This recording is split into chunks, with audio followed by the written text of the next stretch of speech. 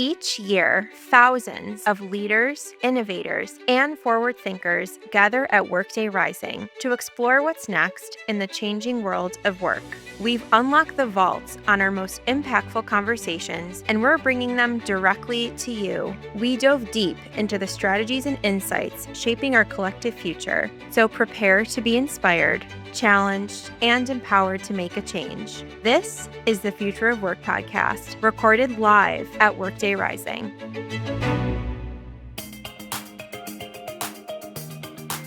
Welcome back to Workday Rising live in San Francisco. I'm James Kinney, Global Chief People Officer, author, and AI trainer. And I'm really excited to be here with my main man, Jessie Heath, Director of Global Talent, Culture, and Belonging at La-Z-Boy. Thank you, James. Definitely excited to be here with you too. Absolutely. So look, we're going to explore human-centered leadership in the AI era, which, newsflash, we're in it, and how we make the business case for belonging, specifically balanced with tech fluency, well-being, and ensuring that technology strengthens our unique human traits instead of diminishing them. So Jessie, are you ready? I'm ready to get the box open. All right, cool. So first question, Jessie, La-Z-Boy, 100 years old, 10,000 employees. Ultimately, it's all about helping people find their comfort. So I'm wondering for you, if you could design the ultimate comfort space, workspace, what's one thing you couldn't leave without? There's too many things to think of, actually, but because I think coffee, I think, comfortable chair. But I think the thing for me is what connects back to those is the comfort of space, that ability to be myself, that ability to have that psychological safety, both in the present, like I go to my recliner to realign my thoughts. That's my space where I know I can reset, but also within my leadership, within my team, I know that space is there for me to be fully myself, and sometimes not even be my best self. And standing in it. Yeah. Because there are times where I'm not my best self. Thank you for being so vulnerable to admit that oftentimes space or creating space doesn't mean that you have to be perfect. Absolutely. And often it means that you're not always going to be perfect. Yeah. So like on our phone call, when we were like getting to know each other, we talked about like, well, what's the opposite of belonging? And now what I'm hearing you say, it's like, well, it's having the space to not be okay. It's right. It's the space to not be okay and not feeling in love. Because that was the first thing that came to my mind when I was thinking about that after our conversations, that really the opposite of belonging is being alone. It's being all by yourself. You have no other resource. You have no one else to help you. Right. And belonging means that you have a whole community of people that are there to make you hopefully be the best person you can be. Yeah. Absolutely. So at La-Z-Boy, you're leading initiatives that directly support what you call the radically human future of work. Yeah. Can you unpack that for me? Yeah, and that's a big unpack because I use the term radically human. Intrinsically, I don't find that to be radically human from a standpoint of how we treat people like people. We don't treat them like numbers. They're not cogs in a wheel. They have personal lives. They have home lives. They have children that are sick. They have mothers that are sick. They have, bills to pay. Maybe they're behind on their bills. There's all of these things that are happening around us, but then they also have everything at the office pinging at them. They've got Teams. They have their cell phone. They have, email. So all of those pressures, and then even the other things like school shootings, all of these things compound. So understanding that for a person, that they're bringing that full person to work, and building systems to be able to help them through that.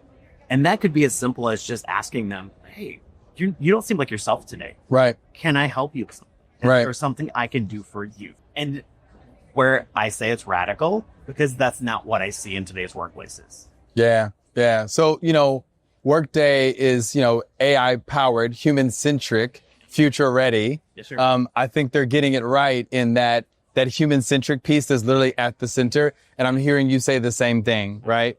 So how do you make the business for these type of radically human investments to your leaders? Sure. And I think that this one's really easy for me because, honestly, if you go search Google and ask it, what does it mean if I, improve, mental health well-being in my workplace? If I look at what does it mean if I improve engagement? it all goes back to results. And that's Sure. usually business leaders are looking for Yeah. results. Absenteeism, productivity. Yeah. Yes, all of those things go up dramatically when you actually focus on it. Right. But focusing on it's the problem because we're so focused on results in the business instead of looking at the core roots of it. But if you sell that to your leaders, show them what it means for your business. We'll say absenteeism, for example. Right. You know, if we reduce it by 30%, that means this many more dollars for our bottom line. Well, yeah. But Direct people back to, but then it increases engagement, it increases productivity, it increases all of these other things. And that's how you convince your leaders that it's the right thing to do. right. But and ultimately, Lazy Boy has to be a purpose-driven brand because you wouldn't be here for 100 years if you weren't all working for a purpose. Absolutely. And I think that that's the thing that I've always loved about Lazy Boy is that we've always focused on compassion in some way. And how do we give back to not only our communities, but how do we give back to our employees? Mm-hmm. How do we focus on making them the best that they can be? Do we always get it perfect? Absolutely not. No business does. But our focus is really, let's make it the best place for somebody to come to work and they can get the career or whatever they want out of it. Yeah. That's why I love the kind of the simplicity of your title, like Director of Belonging. Yeah. That's the last word, because if it's that simple that it's about belonging, then that includes everything. It includes everything. Yeah. So there's a lot of emphasis on AI fluency and human connection, right? Sure. As the new era of business essentials. And it has to be in tandem. We're escalating what we're doing in AI, but how do we do that with bringing the people along, rather it being in competition with each other? Right. And this is the space where I see people often, you know, they miss a step. So they're like, oh, well, great. AI improves our ability to get things done faster, which it does. It really, lightning speed could move things forward. I mean, even if it's just down to creating an email, I mean, it writes it in a couple seconds.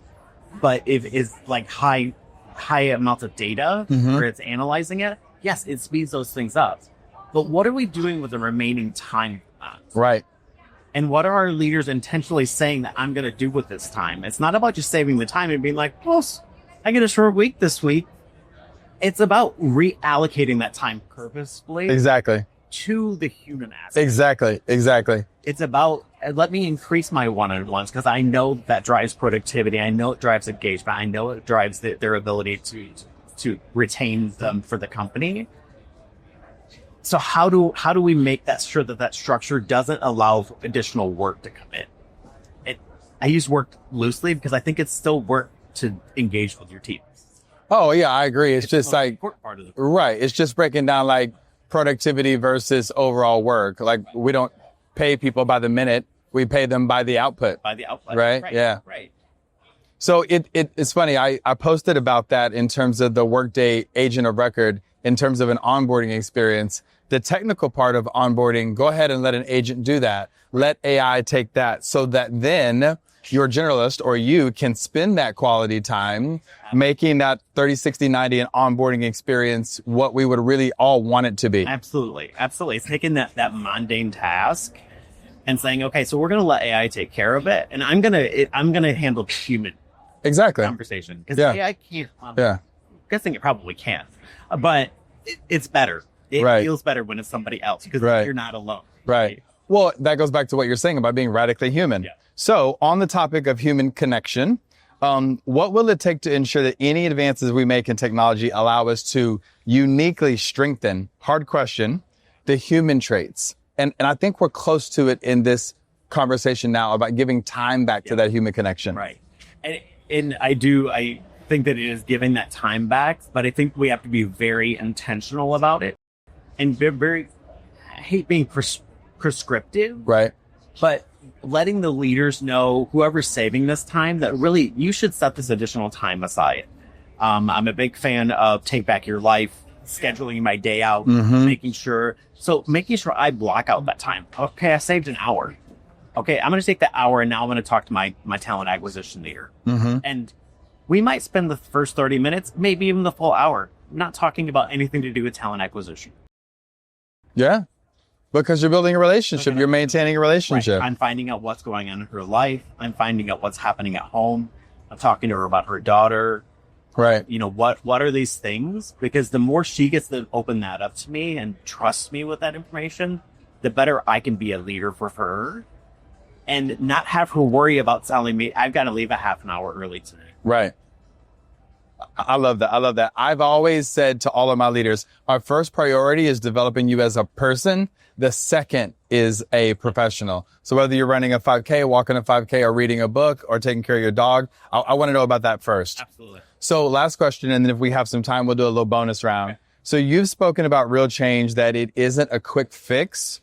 As everybody gets dizzy with AI and the progress of AI, when we talk about true transformation, and as organizations really dive deep into this large scale, how are you navigating that path of scaling the business, meaning financially, meaning headcount, and scaling AI with the mental health as the infrastructure and the people as the backbone? Right. And I think that does go back to the intentionality of looking at your business, looking at what's happening, taking, insights from engagement survey, taking an insight from your business leaders, and finding out what are the key aspects that we can handle and change. I think I even mentioned this when we were chatting earlier. I'm one who my brain automatically wants to boil the ocean. I want it tomorrow. I want it, as Veruca Salt would say, I want it now. From Willy Wonka. Just came on a ringtone.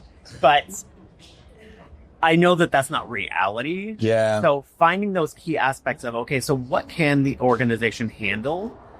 But then also finding the insiders, finding those people who are really connected in the business, who adopt things well. They want to see change and they want to talk about change, because those are the ones that are going to spread it like wildfire to their peers. And then it's not as hard of a push, because sometimes when you're going through change and trying to implement and trying to change the core structure of how a company's built, it feels like pushing sand uphill. Because it's all going through your fingers. And would you say that time margin created by AI, and especially the work that Workday is doing, does that give you the time to onboard and expand those cultural champions? Yes, I would say that it absolutely does. And I think that even if it upfront is not giving that time, the more of the cultural champions that I have, the more time it does build, because then they're not coming to me for the answer. You know what the answer is, or they know, hey, this person is the kind of the key person I can go to. So they're not coming to me as the one resource in the organization. I've got a whole field of like 10 people who are the champions, and people are going to them because I know them. I've met them. That's amazing. Awesome. Well, that's culture at scale and AI at scale. Thank you for tuning in to Workday Rising live in San Francisco. I'm James Nicholas Kinney. Jessie Heath, Director of Belonging at Lazy Boy. Stay tuned for more, and we appreciate you being here.